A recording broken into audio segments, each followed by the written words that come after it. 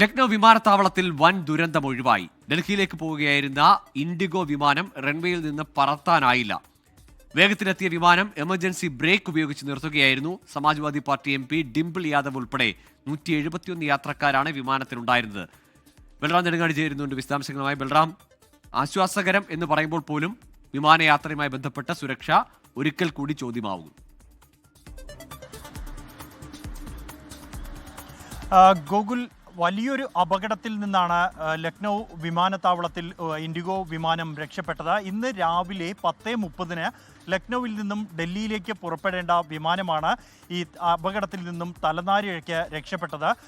ഈ വിമാനം പതിവ് പോലെ തന്നെ മറ്റ് നടപടികളെല്ലാം പൂർത്തിയാക്കി യാത്രക്കാരുമായി റൺവേയിലൂടെ മുന്നോട്ട് നീങ്ങുകയായിരുന്നു ടേക്ക് ഓഫിന് വേണ്ടി. ടേക്ക് ഓഫിന് മുമ്പായി അതിവേഗത്തിൽ വിമാനം മുന്നോട്ട് നീങ്ങിക്കൊണ്ടിരിക്കുന്ന ഘട്ടത്തിലാണ് ഈ വിമാനത്തിൻ്റെ പറന്നുയരാൻ കഴിയുന്നില്ല എന്നുള്ള കാര്യം പൈലറ്റ് ശ്രദ്ധയിൽപ്പെട്ടത്. എഞ്ചിൻ്റെ തകരാറിനെ തുടർന്നായിരുന്നു ഇത്തരത്തിലൊരു സാഹചര്യം ഉണ്ടായത്. റൺവേ ഏതാണ്ട് അവസാനിക്കാറായ ഘട്ടത്തിലാണ് പൈലറ്റിൻ്റെ ഭാഗത്തു നിന്നും അവസരോചിതമായ ഒരു ഇടപെടൽ ഉണ്ടാവുകയും എമർജൻസി ബ്രേക്ക് ഉപയോഗിക്കുകയും ചെയ്തത്. തുടർന്ന് വിമാനം റൺവേയിൽ തന്നെ നിന്നു.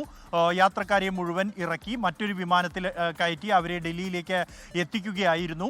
പൈലറ്റ് അവസരോചിതമായി ഇടപെട്ടില്ലായിരുന്നുവെങ്കിൽ വലിയൊരു ദുരന്തമാണ് ലക്നൌവിൽ സംഭവിക്കുമായിരുന്നത്. അതേസമയം ഈ അപകടം നടക്കുമ്പോൾ സമാജ്വാദി പാർട്ടി MPയും അഖിലേഷ് യാദവിൻ്റെ ഭാര്യയുമായ ഡിംപിൾ യാദവും 6 ജീവനക്കാരുമടക്കം 171 പേരാണ് വിമാനത്തിലുണ്ടായിരുന്നത്.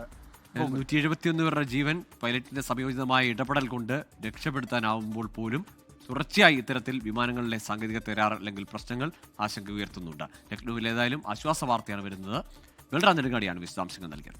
ലോകത്തെവിടെയായാലും ഏത് സമയത്തും 24 വാർത്തകളും ഓഗ്മെന്റഡ് റിയാലിറ്റി പാക്കേജുകളും എക്സ്പ്ലെയിനറുകളും വിശദമായി കാണാൻ ഞങ്ങളുടെ YouTube ചാനൽ നിങ്ങൾക്ക് സബ്സ്ക്രൈബ് ചെയ്യാം.